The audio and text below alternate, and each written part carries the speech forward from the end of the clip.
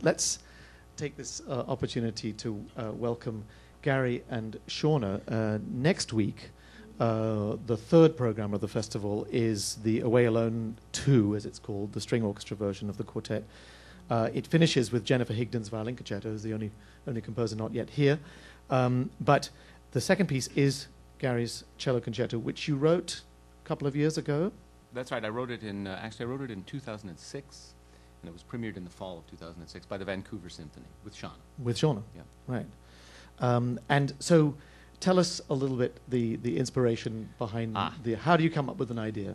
As a composer, it's very difficult to approach a piece like a concerto for cello, or like any concerto, like any big work.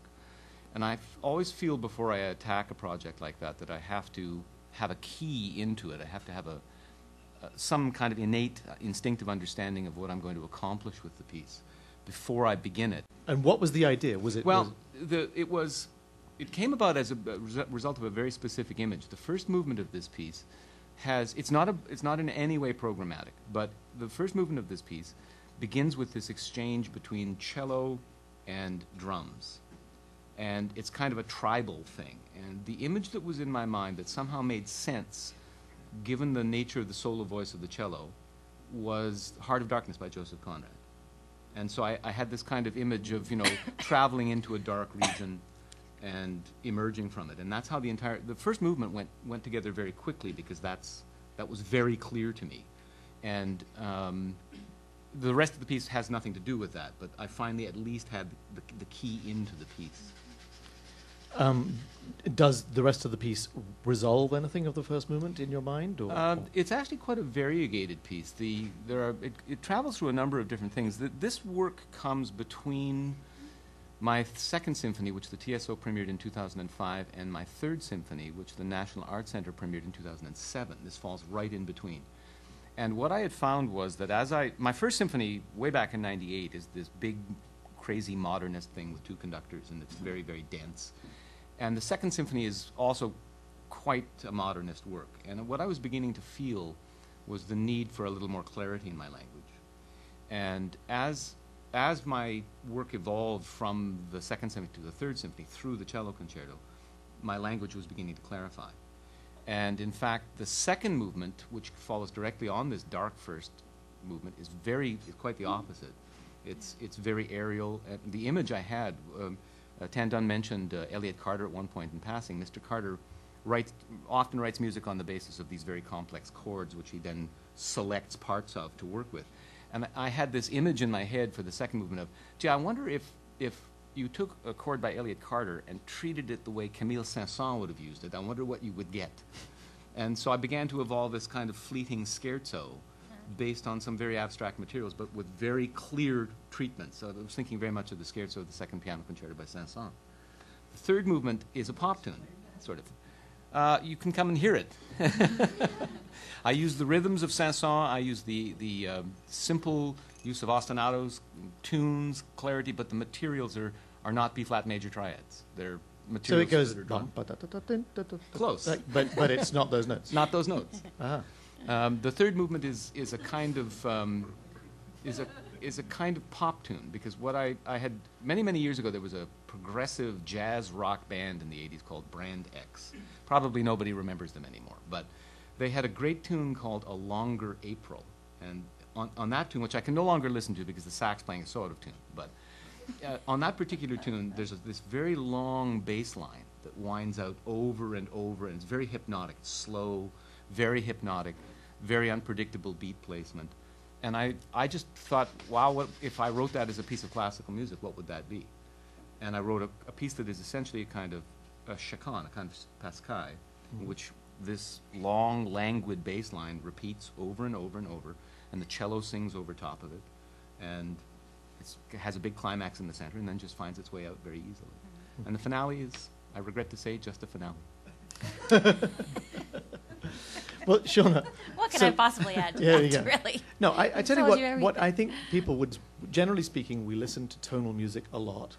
In general, not everybody, but and we can imagine that everyone practices scales and arpeggios, and we learn basically to play our instruments tonally, right? Basically. I'll talk to you later about that.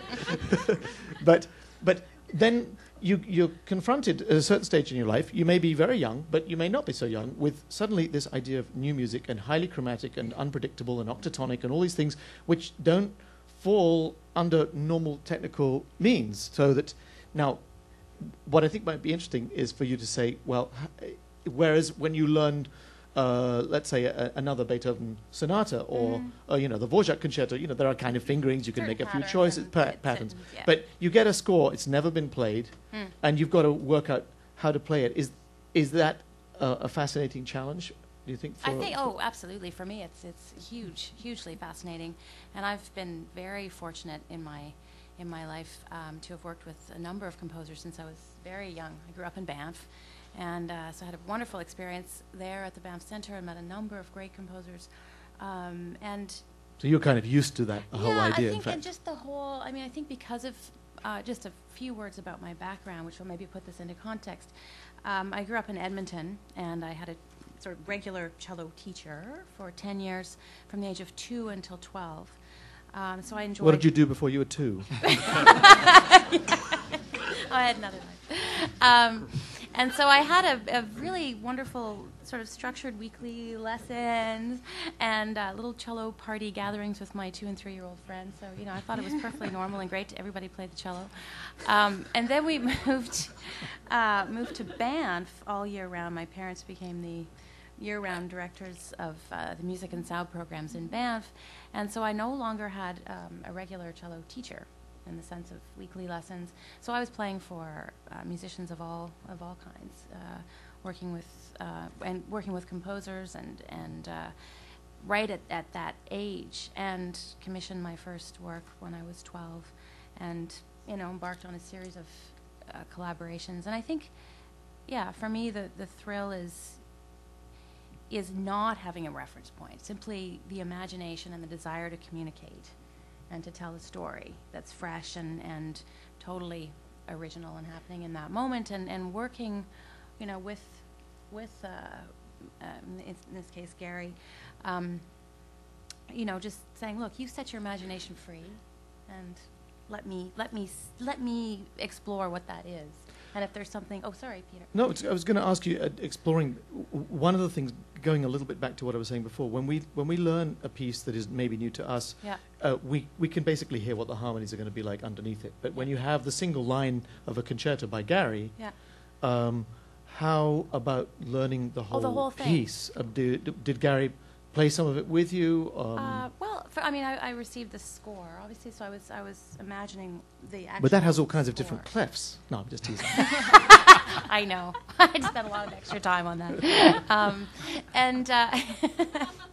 I think, and then you actually sent me I think I sent you a MIDI version which I apologize for. Which he apologized a lot for that. Great MIDI thing. Yeah. Life has changed. I generally include on the CD, this CD contains no music. Yeah, exactly. Just to be sure. Does everybody here know what a MIDI? You can MIDI imagine file. it's a computerized Generated. version of actual music, so you can actually hear what all the notes and the harmonies will be, but it's not very musical usually. No, not at all. Not yet.